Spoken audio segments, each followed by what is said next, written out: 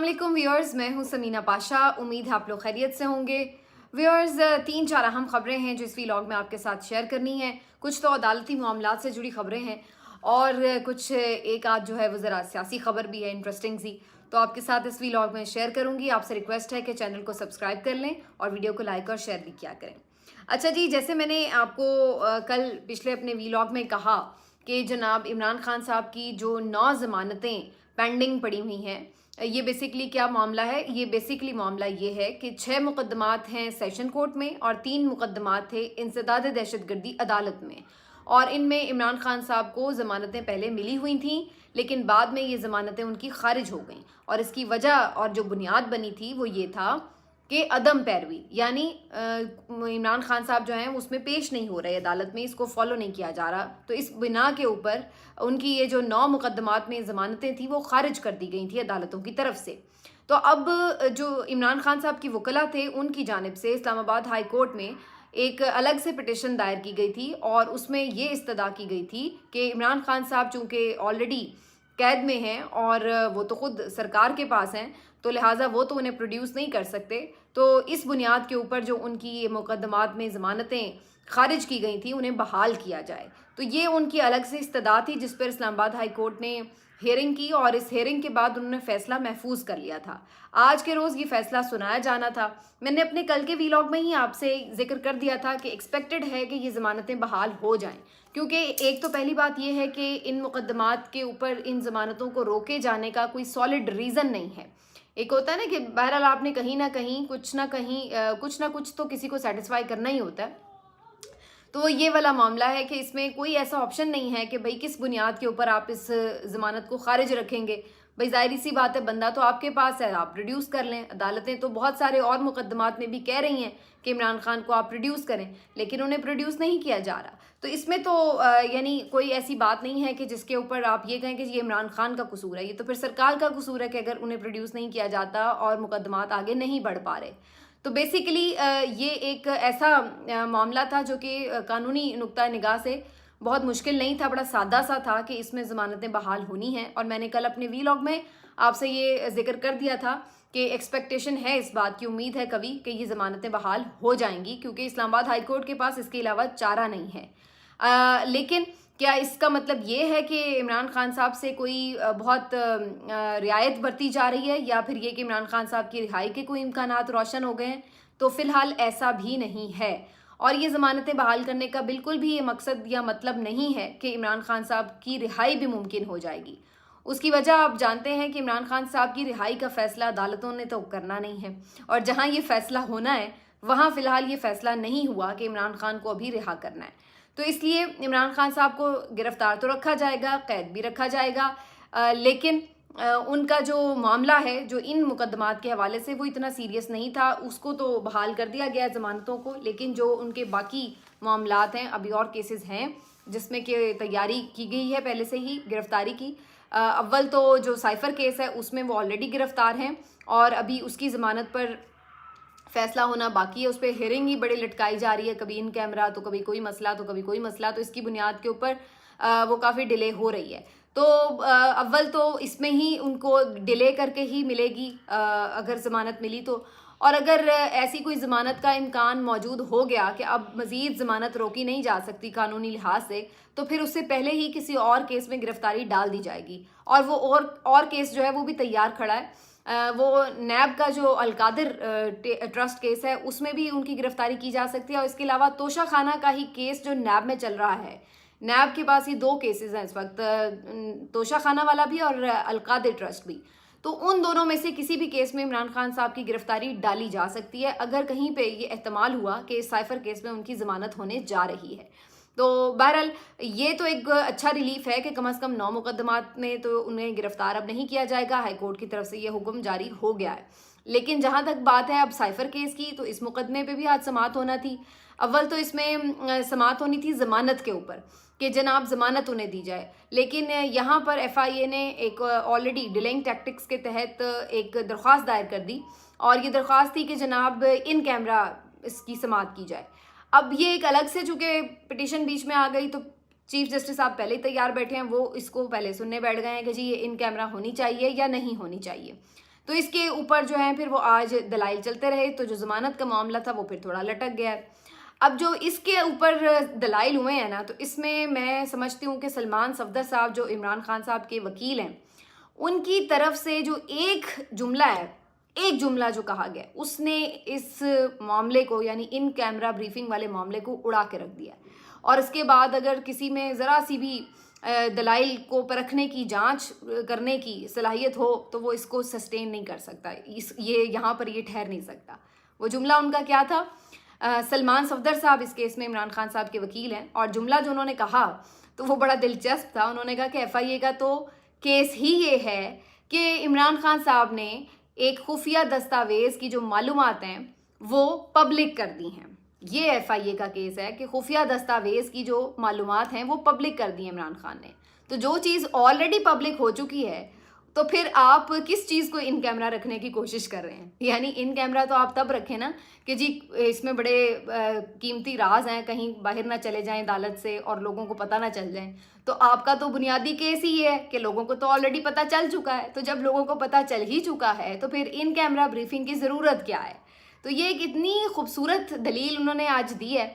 एक जुमला उनका ऐसा है ये कि सारे जुमलों पर भारी है जो भी FIA के प्रोसिक्यूटर्स की जानिब से दिए गए हैं, लेकिन बहरहाल फ़ैसला तो ज़ाहिर है अदालत को ही करना है, और देखते हैं कि वो क्या फ़ैसला करते हैं। लेकिन इसमें सलमान सफदर साहब ने बड़ा इंटरेस्टिंग एक ये भी कमेंट किया कि हम तो सोच के आए थे कि आज सारी समाज जो थी उसकी लाइव स्ट्रीमिंग हो गई, लेकिन यहाँ तो अभी तक हम यहीं फंसे पड़े हैं कि जी इन कैमरा भी होनी है कि नहीं होनी, यानी सहाफ़ियों को भी बाहर निकाल दो, मीडिया को भी बाहर निकाल दो, और फिर इस तरह की जो है वो प्रोसीडिंग हो ज़मानत के मामले पर। तो फिर इस पर चीफ जस्टिस साहब ने कहा कि बिल्कुल वो भी हो सकती है, और हम इस पर ऑलरेडी डिस्कशन कर रहे हैं कि जो इस्लामाबाद हाई कोर्ट के भी मुख्तलिफ मुकदमात हैं उनकी भी लाइव स्ट्रीमिंग हो, जैसे कि सुप्रीम कोर्ट ने एक एग्जाम्पल सेट की है। बाय द वे वो प्रोसीजर एक्ट जो है, प्रैक्टिस एंड प्रोसीजर एक्ट जो है, उसकी कल फिर समाअत है। चीफ जस्टिस काजी फायद ईसा कल फिर समाअत करने जा रहे हैं, और उसकी भी लाइव स्ट्रीमिंग का फिर से इम्कान है। तो कल फिर एंटरटेनमेंट काफ़ी मिलेगी लोगों को कि वो सुप्रीम कोर्ट की बराह रास्त कार्रवाई देख सकें, क्योंकि इस बारे में बाकायदा अहकामात जारी कर दिए गए हैं PTV को कि वो इसके इंतज़ामात मुकम्मल कर ले। तो जनाब ये तो हो गया कि क्या मामला रहा अदालतों में। ये ही दो अहम मामला थे जो मैंने आपके साथ शेयर करने थे, और भी काफ़ी हैं लेकिन वो तो फिर आपको पता है चलते ही रहते हैं मामला। लेकिन अब थोड़ा एक सियासी खबर भी मैं शामिल कर लूँ। जैसा कि मरीम नवाज़ साहिबा ने कल अज़ीमुश्शान जलसे से एक खिताब किया एक छोटी सी गली के अंदर, तो वो काफ़ी ज़्यादा मीडिया पर, सोशल मीडिया पर तनकीद का बाइस बना, और फिर पार्टी के अंदर भी इसके ऊपर बहुत ज़्यादा लेदे हुई कि ये तो हमारी जो पहले ही हम लोग इतने मकबूलियत में गिरे पड़े हैं, और ऊपर से जो हमारी रही सही साख है उसके ऊपर भी ये तो कारी ज़रब लगाने के मुतरादिफ है जिस किस्म के हम जलसे कर रहे हैं। तो मरीम नवाज़ साहिबा भी काफ़ी बरहम थी, और उन्होंने भी जो अंदरूनी मीटिंग थी पार्टी की उसके ऊपर काफ़ी ज़्यादा गुस्सा किया, बरहम हुई कि जनाब बंदे क्यों नहीं लाए जा सके, और इस चीज़ को उन्होंने काफ़ी क्वेश्चन किया। फिर नवाज शरीफ साहब तक भी ये एक रिपोर्ट पहुंचाई गई है, इस सारे जो आप कह लें कि नाकामी के जो वारदात थी उसकी एक रिपोर्ट तैयार करके पहुंचाई गई है नवाज शरीफ साहब को। तो नवाज शरीफ साहब भी इस पर बरहम हुए, और उन्होंने फिर पूछा कि क्या वजह है, इस हल्के में तो हमारा बड़ा एक जोर हुआ करता था, ये तो गढ़ था शादरा हमारा, तो फिर भी यहाँ पर लोग नहीं निकले। और फिर दूसरी बात, इन हलकों में तो हमने तरक्याती फंड्स इतने बांटे हैं, और ये इन्होंने किया है, जाने से पहले ये काम इन्होंने किया है कि इतने तरक्याती फंड्स बेदरेग लुटाए हैं MNAs और MPs के थ्रू, ताकि लोगों को माइल किया जा सके, लालच दी जा सके। तो नवाज शरीफ साहब इसके ऊपर फिर तिल मिलाए, उन्होंने कहा कि ये क्या बात है, ये इतने पैसे भी हमने खर्च किए हैं, इतनी मीडिया पे भी मेहनत की है, इतने हम लोग वैसे भी यानी हमारा गढ़ था, इसके बावजूद लोग नहीं निकले। और फिर इस बात के ऊपर भी रिपोर्ट में उन्हें बताया गया कि बहुत ज़्यादा तनकीद हुई है कि जो जगह का इंतखाब था वो भी बहुत ज़्यादा क्वेश्चनेबल था, इस लिहाज से कि जब आप ऑलरेडी डिफेंसिव होते हैं, यानी आपको पता होता है कि आप बड़ी जगह नहीं भर सकते, तो आप इतनी सी कोई जगह का इंतखाब कर लेते हैं। तो इस चीज़ को सोशल मीडिया पर बहुत ज़्यादा फिर तनकीद का निशाना बनाया गया, और वो आपने देखा कल सारा दिन कितना मजाक उड़ा और बड़ी तज़हीक हुई, और बड़े बड़े लोगों ने इसके ऊपर मीम्स भी बनाए, और काफ़ी कुछ चलता रहा सारा दिन सोशल मीडिया के ऊपर इस जलसे को लेकर के। तो ये सारी चीज़ें जो हैं वो डिस्कशन में आई, लेकिन ये काफ़ी आई ओपनर था PMLN के लिए। अगर उनमें ज़रा सी भी सियासी समझबूझ बाकी है तो वो इस चीज़ को अच्छे से रीड कर सकेंगे कि क्या हालत है इस वक्त उनकी पार्टी की, और कहाँ पे आप खड़े हैं, और लोग कितना आपसे नफ़रत करते हैं, और आप कहाँ जहाँ जो बातें कर रहे हैं जी, फ़कीदुल मिसाल समंदर ठाठे मारता लोगों का आए इस्तकबाल के लिए, लोग एक सड़क पर आपके इस्तकबाल के लिए तैयार नहीं है। और आप जो हैं आपके मुतालबात ज़रा चेक करें आप। तो ये वाली जो सूरत हाल है, ये सारी अब मेरा ख्याल है कि इनको करेक्टली रीड करनी चाहिए, और इनके हैंडलर्स को भी, कि जिस जमात को आप बरसर इक़्तिदार लाना चाहते हैं उसकी हालत ये है कि एक गली के लोग जो हैं वो उसको पसंद नहीं करते, और आप पूरे मुल्क पर उनको मुसल्लत करने के ऊपर तुले बैठे हैं। तो मेरा ख्याल है कि ये एक बहुत बड़ा आई ओपनर है। समझने के लिए कोशिश करनी चाहिए कि ज़बरदस्ती चीज़ों को ना करें, लोगों की विल और विश को देखा जाए कि वो क्या चाह रहे हैं। विल और विश की मैं बात कर रही हूँ, तो यहाँ पर मैं ये भी आपको बता दूँ कि जैसे मैंने अपने पिछले व्लॉग में भी बात की थी कि मरीम नवाज़ साहिबा को बड़ा प्रेजेंट किया जाता है कि जी बड़े क्राउड पुलर ये वो, लेकिन कल जो उनकी तकरीर थी वो भी, और जो उनका मायूस कन पावर शो था उसकी वजह से भी खुद जो इनके अपने लीगी करीबी सहाफ़ी समझे जाते हैं उन तक ने तनकीद कर दी, और उन्होंने भी ये बात कही कि जनाब आप लोग जो हैं वो कहाँ खड़े हैं, ज़रा देख लें आपके आपकी हालत क्या है, और PMLN अंदर से फारिग हो चुकी हुई है, और ये खुद उनके लोगों को भी पता है। तो ये सारी जो गुफ्तगू थी ये रिपोर्ट हुई है।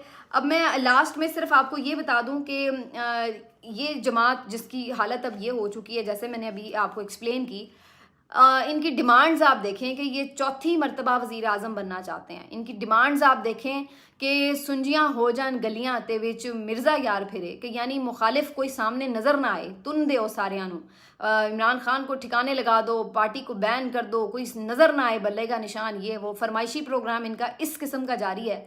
और हालत इनकी ये कि एक गली है लोग भर नहीं सकते हैं।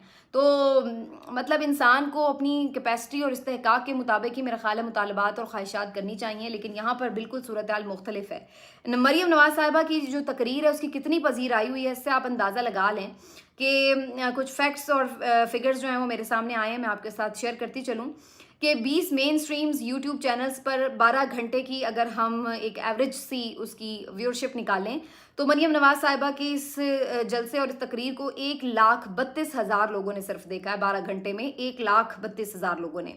जबकि अगर नॉर्मली हम निकालें कि बिलावल की जो जलसों की तकारीर हैं उनको 12 घंटे में कितने लोग देखते हैं, तो इसकी एक एवरेज जो है औसतन वो 80,000 से 1 लाख के करीब बनती है। 12 घंटे में आमतौर पर बिलावल कहीं जलसा करें तो 80,000 से 1 लाख तक लोग उनको देख लेते हैं। अगर शहबाज शरीफ साहब की बात की जाए तो वो 50,000 से 80,000 तक के दरमियान उनकी रेंज होती है, इतने के लोग उनको देख लेते हैं 12 घंटे में। ये मैं 20 मेन स्ट्रीम चैनल्स की बात कर रही हूँ जिसकी टोटल आप व्यूअरशिप बता रही हूँ मैं आपको। और अब फाइनली मैं आपको बता दूं कि जनाब इमरान खान साहब की व्यूअरशिप क्या है। इमरान खान साहब को इतने ही टाइम में यानी 12 घंटे के अंदर अंदर सोशल मीडिया पर जो व्यूज़ हासिल होते हैं एवरेज वो 1 करोड़ से 1.5 करोड़ तक हैं। तो अब आप कंपैरिजन खुद ड्रॉ कर लें कि कहाँ 1 करोड़ 1.5 करोड़ और कहाँ 1 लाख बमुश्किल। तो क्या हम करने जा रहे हैं, लोग कहाँ खड़े हैं, किसको सुनना चाहते हैं, किसको देखना चाहते हैं, किसकी एक झलक पर वारी सदके जाते हैं, बख्तरबंद गाड़ियों के अंदर जूम कर कर के फूल फेंकते हैं, उसको देखते हैं, उसकी बात सुनना चाहते हैं, जो उसकी बात करता है उसकी बात सुनना शुरू कर देते हैं कि ये उसकी बात कर रहा है। और दूसरी तरफ वो लोग हैं कि जो चीख रहे हैं, पैसे लगा रहे हैं, बिरयानियाँ बांट रहे हैं, मोटरसाइकिलें बांट रहे हैं। अब मेरा ख्याल है आने वाले दिनों में कोई उम्रे का टिकट की कुरअंदाजी का भी शायद शोशा छोड़ दें कि किसी तरह लोग बस आ जाएं, लेकिन वहाँ पर सूरत हाल ये कि लोग उनको देखना पसंद नहीं कर रहे। और सिर्फ 1 लाख लोग जो हैं, इतने तो फिर ज़ाहिर हो ही जाते हैं जब आप इतनी एक पार्टी रखते हैं जिसके इतने MPs वगैरह रहे हों, तो बहरहाल इतने लोग जो हैं वो सिर्फ उनको देखते हैं। तो ये कोई कंपैरिजन ही नहीं है, कोई मुकाबला ही नहीं है, और ये सिर्फ एक सर्वे, ये भी एक सर्वे ही है। और जो बाकी डोर टू डोर सर्वे होते हैं या बाज़ारों में जाके लोग सर्वे कर रहे हैं वो तो एक अपनी जगह है, लेकिन जो एक व्यूअरशिप के ऊपर भी आप एक सर्वे अगर